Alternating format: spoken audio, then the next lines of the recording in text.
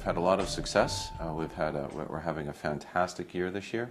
And there isn't one item that I'd point to, but certainly Viking as a company has embraced social media, and we've got a very good presence on Facebook, and that's been I feel that that's been very helpful. Certainly for folks that are booked to travel with us and haven't yet gone on board, it's a great place to sort of send them in and let them talk to each other, and so that they can reaffirm to themselves that they made the right decision, and also talk about the destination that they're going to. It really helps with the anticipation side of the trip. So that's been very, very helpful for us. We've also done a lot more digitally, and that certainly helped as well.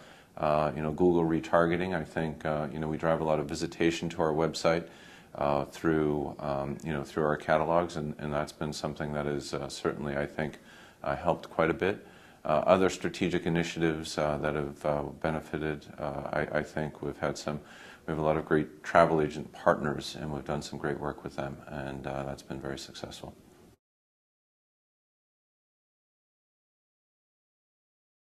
The behavioral targeting is an opportunity for all of us, and being able to leverage that appropriately is going to make the ROI understanding of how we spend our money digitally cleaner, and so I think that will be a big move forward.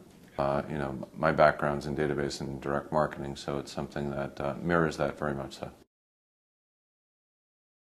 The most important thing that we do is we provide a fantastic experience for our end customer, and our end customer essentially is a baby boomer. Our average age is in the early 60s, but we take folks from 55 on up to 75, 80. So the product of the traveling experience is what folks are looking for, and where we really focus. We have fantastic lodging on our riverboats. We also have absolutely outstanding food. But really where we differentiate is the enrichment of the experience. Folks can travel and have luxury at home. So really what we feel they're looking for is to understand a lot deeper the culture and the environment in which they're traveling. So that's a point of differentiation that we have, and something that we really focus on.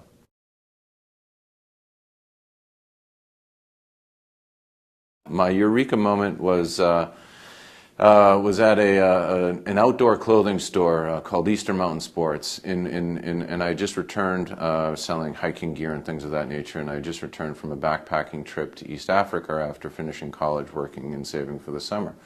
And I met someone who was getting outfitted for a trek up Kilimanjaro, and so got to talking, and come to find out she worked at a travel company that was an adventure travel company, and she said that they had an opening in their Africa department, and did I want a job?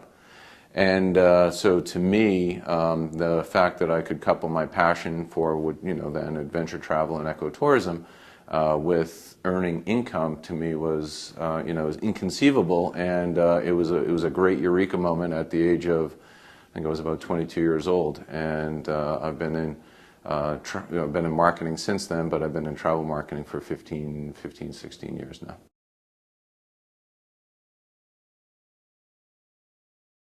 I think that particularly for our business, in which the first thing that anyone asks, it's a very social product that we sell, and when our travelers book a trip, it's in their social network, it's where are you going to go, where are you planning on going, and it's the whole discovery phase of what you want to understand that you're going to plan and do. Once you've made that decision, who are you going to go with? And then that conversation continues, and it continues in a very wide social network. Then there's the purchase decision, and generally the purchase decision is 6 months prior to the trip. That conversation then happens back through all those same friends. Then you've got 8 months of wait until the trip comes. Again, more and more conversations, when are you going, etc. And particularly for our demographic, it becomes a very central part to their life. They're dealing with 3 issues generally at this stage in life. They're dealing with health, they're dealing with family, typically grandkids, and they're dealing with their own travel plans. And these are the central points in their travel plans, generally are, and their grandchildren, of course, are the happy conversations. So these are the ones that are generally they're cycling back to again and again.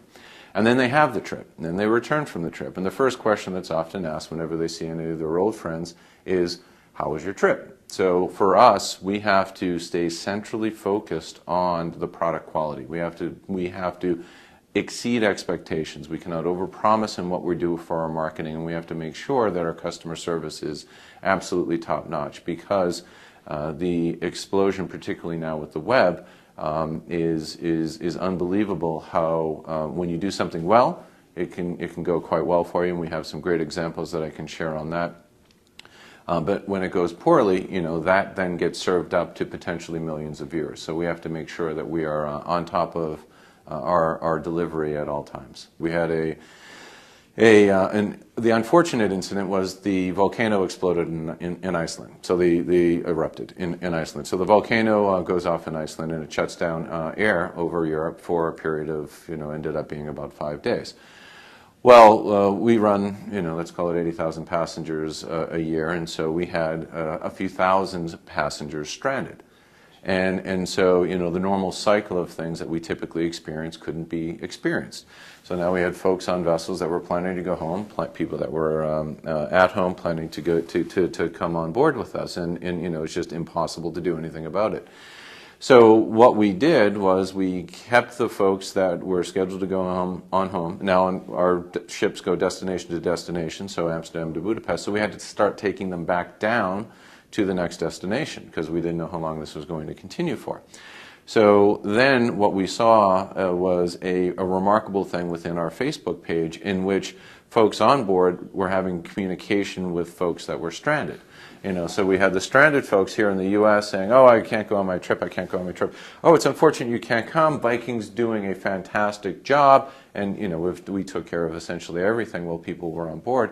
And the conversation went back and forth, and what could have been a PR disaster in which people were stranded on both sides ended up being, for the most part, a great win for our company. And this was facilitated through technology that wasn't available, 8 months ago. And when I say 8 months ago, I'm very specific in that because 8 months ago there were only 3 million people over the age of 55 on Facebook. Today there's over 14 million.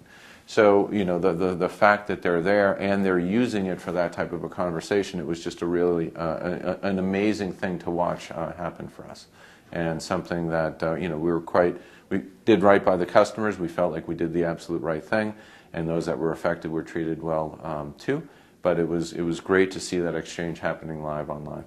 It was a very exciting crossroads. And essentially, as we move forward, our customer base will own our marketing more and more. User-generated content is going to be absolutely critical for us, and how we integrate that in what we do is a core part of my job going forward, is to facilitate that.